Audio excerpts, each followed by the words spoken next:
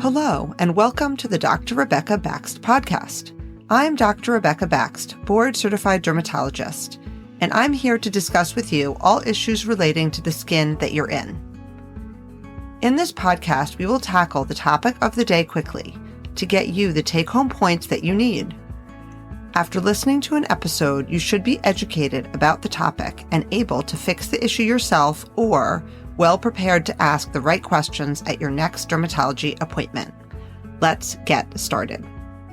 Today we're going to talk about wedding prep, or substitute any other big event preparation. How do we prepare our faces and skin and bodies for the big event or the big day? And what's the time frame?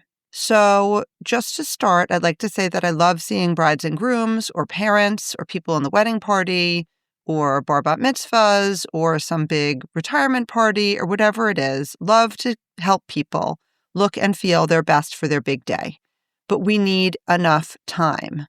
So 1 year is plenty of time, and that is my preferred amount of time to know in advance so that we can make a great plan and be able to finish everything up and reap the benefits of everything that we're doing. 1 year is optimal. I will say 6 months is also okay. Not as great, but I can get a lot done in 6 months. 3 to 4 months is the bare minimum to get anything done. The people who show up with 1 to 2 months, and believe it or not, some people show up 2 weeks before, sometimes even the week before. And there is just nothing that I can do at that point to help them unless there's some medical emergency. But I do not recommend doing anything new the month or two before the wedding. I cannot tell you how many times I have seen, particularly brides, get a new facial or use some new product or go to some spa and have some treatment a couple weeks before their wedding and have big disasters. I can usually help fix it, but it's just so much unnecessary stress. I strongly recommend not trying anything new for 1 to 2 months before the big day.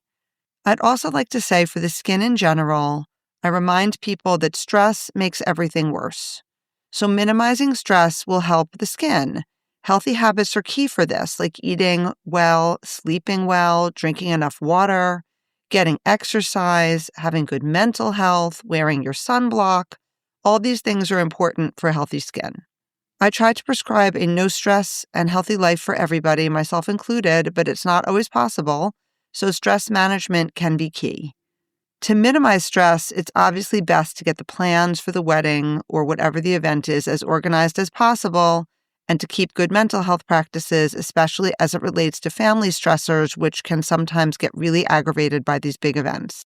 I often find that I'm trying to do some type of unlicensed, untrained therapy to help people through the stress of their big events. But if you need professional mental health counselor, please seek them out, because that is not me. I am a dermatologist. Sometimes I find myself in that role, though. So minimizing stress is great. Another factor I like to bring up before these big events is makeup. Makeup can cause allergies or breakouts, so I always recommend having a makeup trial months before to identify any problems. If possible, it really is best to use your own products if the makeup artist will allow you to, because then you're not going to be allergic and you know you won't get broken out from them. But if you're being forced to switch products, then definitely do a trial and have it be way in advance. So that's another tidbit of advice. So now I have a patient in front of me. They've come in and told me that they have a big event. They've given me 6 to 12 months in advanced warning. And we have a consultation and discussion about what the patient would like to achieve, and we go over all the options for their specific issues and their budget and their timeline, and then we make our plan. Specifically, if the patient has acne or rosacea or any other skin condition, there may be 2 stages to the plan. The initial stage is getting their skin clear, and then the last month or so, we need to make sure that it stays clear. So for those types of patients, I may be putting them on oral antibiotics for the last month or so through the wedding to try to prevent any breakouts. We do offer injections of pimples or cysts. I do that every day all the time, but certainly the week before the event.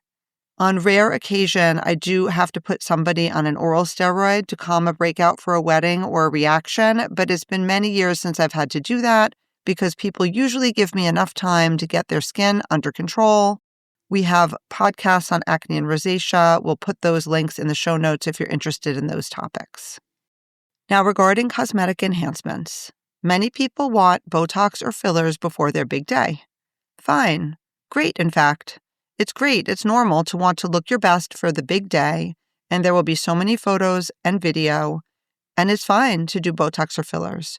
As long as we've done it before and people are happy with the results, then we make our plan and we do it. But I cannot tell you how many patients I've turned away who show up within a few weeks of their wedding expecting to do it for the first time.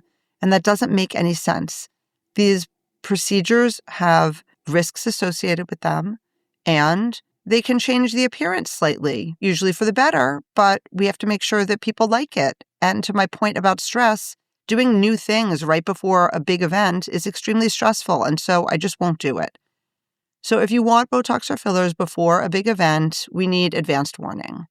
Then usually the last treatment that I do will be 4 to 6 weeks before, and then we have plenty of time to resolve any bruising, any bumpiness, any issues.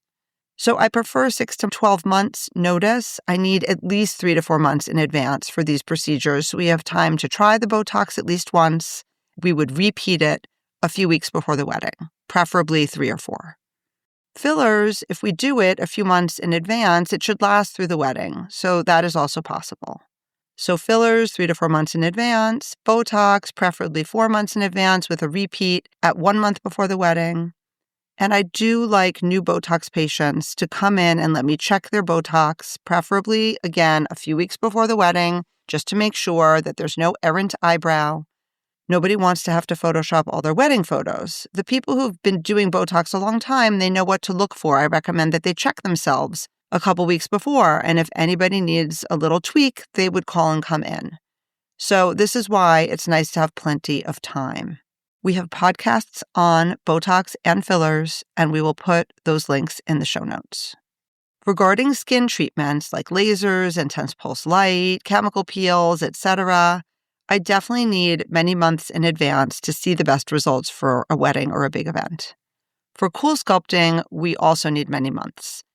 And for skin tightening, like Ulthera or Elicor, we need a minimum of 6 months. So the bottom line is, when you know the date of the big event, call and come in for a consultation to make a plan. Budget and timing are flexible. Everything is customized for each patient, depending on their issues, what they want, their needs, and their budget. But if there is not enough time, then it's unnecessarily stressful for everybody involved, and the issues may not be able to be solved. And so, really, come early and make a plan. The bottom line is, give me or your dermatologist enough time to get everything done. I always tell people that after they notify their family and close friends of their date, I am the next person that they should call. I need to know. I need the date. Do not do anything new the month or two before the wedding. And I absolutely love to see patients after. I get to see the pictures of the big event. And if I've been given enough time, everybody's skin is absolutely perfect for their big day. I hope that was helpful. Thank you so much for joining me today on the Dr. Rebecca Baxt podcast. I'm Dr. Rebecca Baxt, Board Certified Dermatologist. I hope this episode was informative and that you enjoyed listening. If you found this podcast useful, please give us a 5-star rating wherever you get your podcasts. It helps others find us so we can help them too. Just a caveat to remember, this is not medical advice, and please see your dermatologist or doctor for questions pertaining to your specific situation. I look forward to talking with you again in the next episode.